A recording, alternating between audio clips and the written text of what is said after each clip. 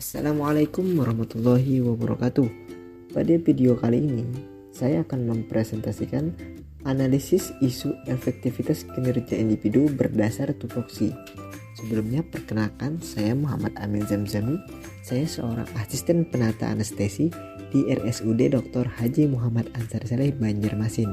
Saya peserta Latsar CPNS tahun 2022, golongan 2, angkatan 19, kelompok 4 dengan nomor daftar hadir 33.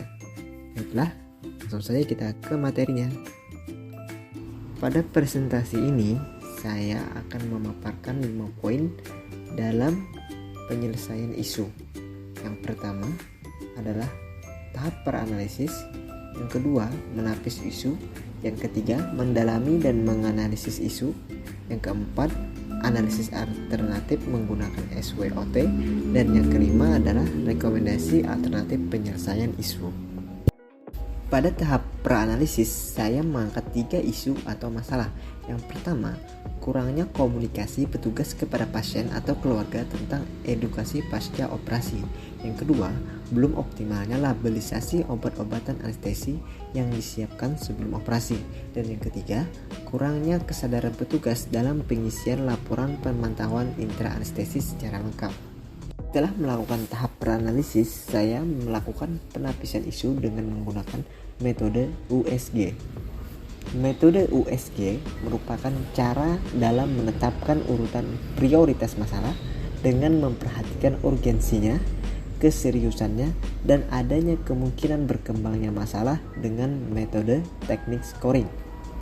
Yang harus dinilai pertama adalah urgensi, yaitu seberapa mendesak suatu isu harus dibahas, dianalisis, dan ditindaklanjuti. Yang kedua, seriousness, seberapa serius suatu isu harus dibahas dikaitkan dengan akibat yang akan ditimbulkan. Dan yang ketiga, growth, seberapa besar kemungkinan memburuknya isu tersebut jika tidak ditangani segera.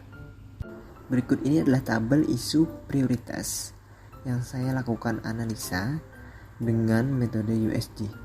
Dapat kita lihat bahwa isu belum optimalnya labelisasi obat-obatan anestesi yang disiapkan sebelum operasi mendapatkan jumlah nilai tertinggi sehingga berada di urutan pertama.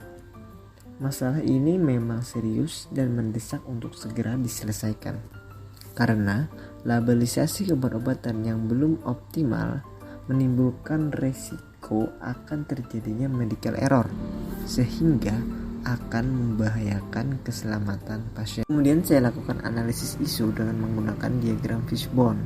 Di sini saya menilainya dari beberapa faktor. Yang pertama adalah individu, yang kedua organisasi atau unit, yang ketiga dari material, dan yang keempat dari faktor kebijakan.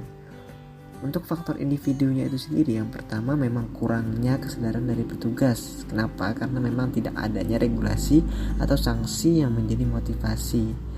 Yang kedua, dari faktor material, kurangnya sarana seperti spidol, pulpen, kertas stiker untuk membuat label, karena memang tidak adanya standar mengenai ketersediaan material itu. Yang ketiga, dari faktor organisasi atau unit, memang tidak ada atau kurangnya pengawasan terkait labelisasi obat-obatan anestesi yang disiapkan sebelum operasi, karena memang tidak ada aturan tertulis tentang adanya pengawasan tersebut.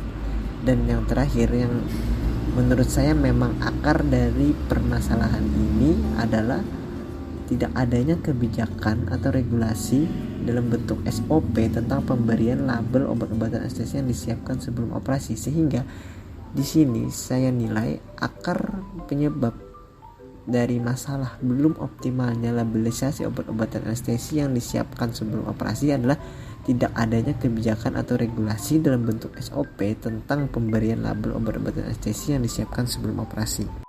Kemudian saya lakukan analisis SWOT. Dilihat dari kekuatannya, standar prosedur operasional ini merupakan regulasi yang kuat untuk bisa menjadi acuan petugas dalam melaksanakan tugas dalam bekerja. Kemudian, melakukan persiapan obat-obatan anestesi merupakan salah satu tupoksi kami dari asisten penata anestesi. Kemudian dilihat dari kelemahannya, standar prosedur operasional sering tidak dipatuhi jika tidak diikuti dengan pengawasan dan sanksi. Kemudian peluangnya, adanya intervensi dari dokter anestesi yang meminta agar obat-obatan anestesi dipersiapkan dengan optimal. Kemudian belum adanya kebijakan yang mengatur tentang labilisasi obat-obatan anestesi yang disiapkan sebelum operasi. Kemudian dilihat dari ancaman atau threat, adanya pihak yang kurang setuju terkait pembuatan SPO. Kemudian memang sulitnya berkoordinasi dengan pihak lain yang terlibat. Setelah saya lakukan analisis SWOT, maka saya membuat tabel rekomendasi alternatif penyelesaian isu, yaitu dengan pembuatan standar prosedur operasional atau SPO tentang labelisasi obat-obatan anestesi yang disiapkan sebelum operasi. Tahapannya yang pertama adalah berkonsultasi dengan kepala ruangan tentang pembuatan SPO tersebut. Yang kedua, bekerja sama dengan tim Pokja Sasaran Keselamatan Pasien atau SKP dalam membuat draft SPO. Yang ketiga, mensosialisasikan SPO yang sudah dibuat kepada petugas di ruangan.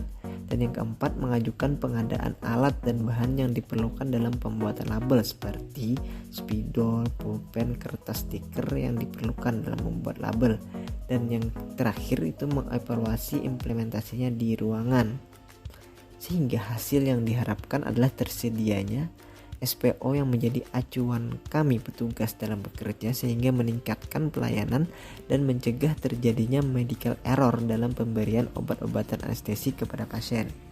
Kemudian para pihak yang terlibat, yang pertama adalah kepala ruangan, tim Pokja SKP, dan yang ketiga petugas pelayanan di rumah sakit. Terima kasih. Mungkin demikian presentasi yang bisa saya sampaikan. Mohon maaf apabila ada kekurangan dalam penyampaian materi. Terima kasih atas perhatiannya. ASN berakhlak, bangga melayani bangsa. Terima kasih. Assalamualaikum warahmatullahi wabarakatuh.